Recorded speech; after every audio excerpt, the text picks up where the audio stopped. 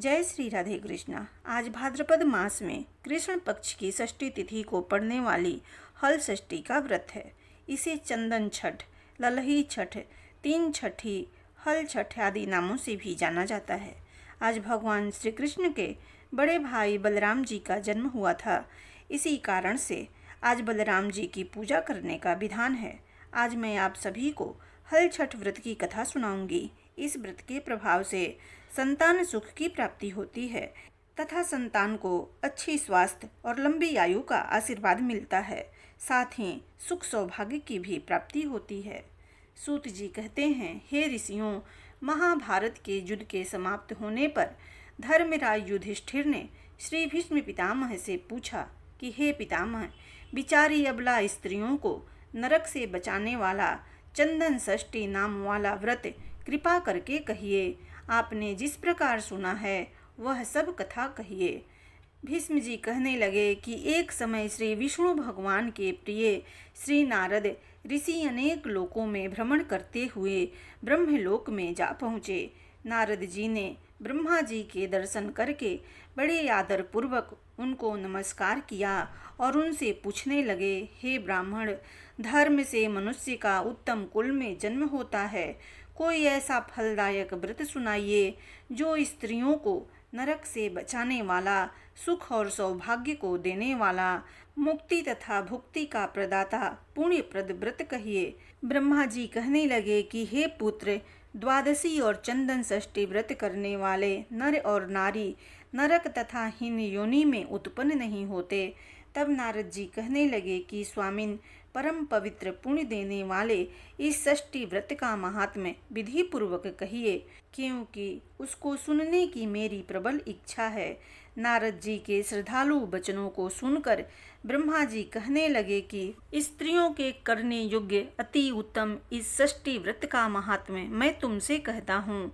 गंगा, सरस्वती, रेवा, पार्वती, देवकन्या, उर्वशी, इंद्राणी, अहल्या, गौर, सांडिली, रोहिणी, लक्ष्मी, तारा, रंभा, तिलोत्तमा तथा और भी बहुत सी स्त्रियां जो विष्णु लोक में स्थित हैं, वे भी विधि पूर्वक जिस कथा को सुनती है, हे मुनि श्रेष्ठ, उस कथा को सुनो। एक समय कैलाश पर्वत पर बैठे हुए श्री शंकर भगवान सब स्त्रियों को कथा सुना रहे थे। उनमें से पार्वती जी शंकर जी से बड़े आदर पूर्वक पूछने लगी कि हे भगवान, स्त्रियां जिस व्रत के प्रभाव से सौभाग्य आदि से सर्वगुण संपन्न होकर मनोवांछित सिद्धि को प्राप्त होती है, वह कथा सुनाइए। तब श्री महादेव जी बोले कि स्त्रियों के लिए उस उत्तम व्रत का महात्म्य मैं तुमसे कहता हूँ।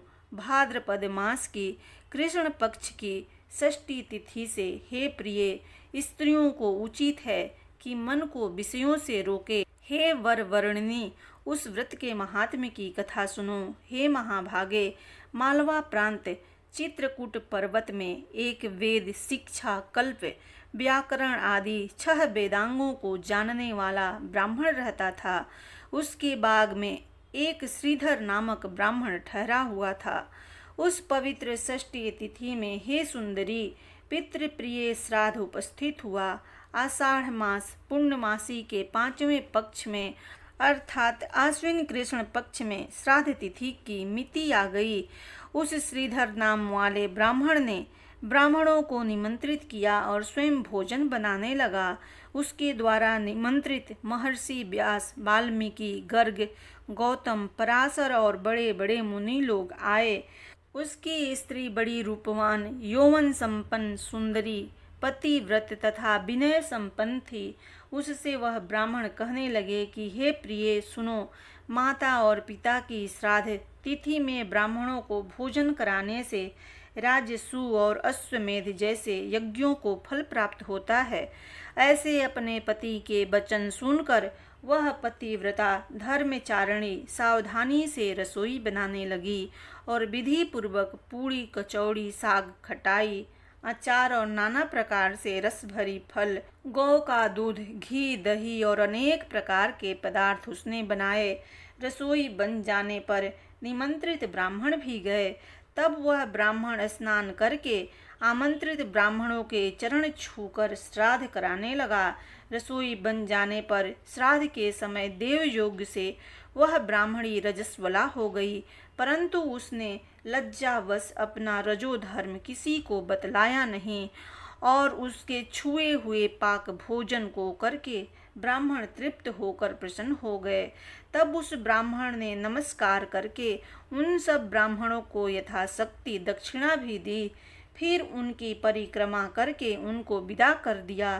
कालांतर में वह पतिव्रता ब्राह्मण पत्नी मृत्यु को प्राप्त हो गई, परंतु ब्राह्मणों को अशुद्ध भोजन खिलाने के पाप से वह पतिव्रता होती हुई भी नरक तथा यम दंड से पीड़ित हुई। उसके बाद उसने चंडाल कुल में जन्म लिया। पूर्व जन्म में अच्छे कर्म करने से उसको पूर्व जन्म का स्मरण रहा। उसी नगर में उसके पूर्व जन्म का पुत्र भी रहता था, जो कि अत्यंत गुणी, वेद शास्त्रों को जानने वाला, अति नम्र, पढ़ने और पढ़ाने, दान देने तथा दिलाने, यज्ञ करने और कराने आदि ब्राह्मणों के शास्त्रानुकूल कर्मों में सदैव लगा रहता था। एक समय उसके घर में वैश्यदेव नामक यज्ञ के अंत में वह चंडाली उसके घर में पूजा के निमित्त रखे हुए चावलों को खाने के लिए आ गई। तब क्रोधित होकर वह ब्राह्मण उसको डांट कर कहने लगा कि चंडालनी, तेरे देखने मात्र से अपवित्रता होती है, तू अभी मेरे घर से चली जा। यदि कोई चंडाल का दर्शन कर ले तो जब तक सूर्य के दर्शन न कर ले शुद्ध नहीं हो सकता। चंडाल के छू जाने पर तो गंगा स्नान के बिना कदापि शुद्धि को प्राप्त नहीं हो सकता। अपने पुत्र के इस प्रकार के वचन सुनकर वह रोती हुई अपने पुत्र के घर से चली गई। जिस चांडालनी के साथ संभाषण मात्र से वस्त्रों सहित स्नान करना शास्त्र में कहा गया है, वह चंडाल योनि में प्राप्त हुई उसकी माता ने उस ब्राह्मण को अपना स्वरूप शब्द में दिखाया और कहने लगी कि हे पुत्र, तुम सोते हो या जाग रहे हो? मैं भयानक नरक की पीड़ा से अत्यंत दुखी हूँ। यह सुनकर उसका पूर्व जन्म का पुत्र कहने लगा कि हे माता, किस पाप के कर्म से तुम चंडाल योनि में उत्पन्न हुई हो? मैं बड़े आश्चर्य में पड़ा हूँ, कहिए इसमें क्या रहस्य है? माता कहने लगी कि हे पुत्र, तुम्हारे पिता ने अत्यंत श्रद्धा पूर्वक अपने पिता का श्राद्ध किया था। उसमें एक बाधा हो गई, क्योंकि भोजन बनाकर मैं चौके में ही थी। उसी समय में रजस्वला हो गई, परंतु मैंने इस पाप को गुप्त रखा। हे पुत्र, इस पाप के कारण मुझको चंडालनी होना पड़ा। बड़े भयंकर नरक में धर्मराज की यातना सहन करनी पड़ी। उसके वचन को सुनकर उसका पुत्र कहने लगा, हे माता, अब तुम अपने मोक्ष का उपाय कहो, मैं यही यत्न करूँगा। उसकी माता कहने लगी कि हे पुत्र, भाद्रपद मास के कृष्ण पक्ष की षष्ठी तिथि सब तिथियों तथा सब तीर्थों में पवित्र है। हे पुत्र, तू इस षष्ठी का व्रत करके ब्राह्मण के सम्मुख उसका पुण्य मुझको दे देना। इस पुण्य के प्रभाव से मैं इस चंडाल योनि से मुक्त हो जाऊंगी। इस प्रकार अपनी माता को स्वप्न में दुखी देखकर उसका पुत्र नींद से उठकर अपनी माता के स्वप्न वाक्यों को स्मरण करता हुआ सोचने लगा कि तप तथा दूसरे उपवास आदि से भी इस चंदन षष्ठी का व्रत बहुत श्रेष्ठ है। यह विचार कर उस ब्राह्मण ने मुनियों की आज्ञा पाकर स्नान के पश्चात वाणी, मन और काया से मंत्र उच्चारण करते हुए चंदन षष्ठी के व्रत के महात्म्य के फल को अपनी माता को अर्पण कर दिया। उस व्रत के फलित होते ही उसके प्रभाव से चंडाल योनि से उत्पन्न उसकी माता स्वर्ग लोक को प्राप्त हो गई। इसलिए और भी जो स्त्रियां इस व्रत को करती है, उसका भी कभी नीच कुल में जन्म नहीं होता। यह व्रत भाद्रपद मास के कृष्ण पक्ष की षष्ठी को होता है, इसलिए इसे साधारण भाषा में चंदन षष्ठी या चंदन छठ भी कहा जाता है। इस दिन रोली छिड़क कर 7 टीके काढ़े जाते हैं। एक गिलास में गेहूं रखकर दक्षिणा रखी जाती है। सायंकाल कहानी सुनने के बाद जल कलश तथा गेहूं उठाकर रख दिया जाता है। थोड़ी देर बाद चंद्रमा को अर्घ्य देकर गिलास का गेहूं तथा दक्षिणा ब्राह्मणी को दे दी जाती है। चंद्रोदय के पश्चात एक एक कलश का चंद्रमा को अर्घ्य देकर लड़कियां व्रत का पारण करती है।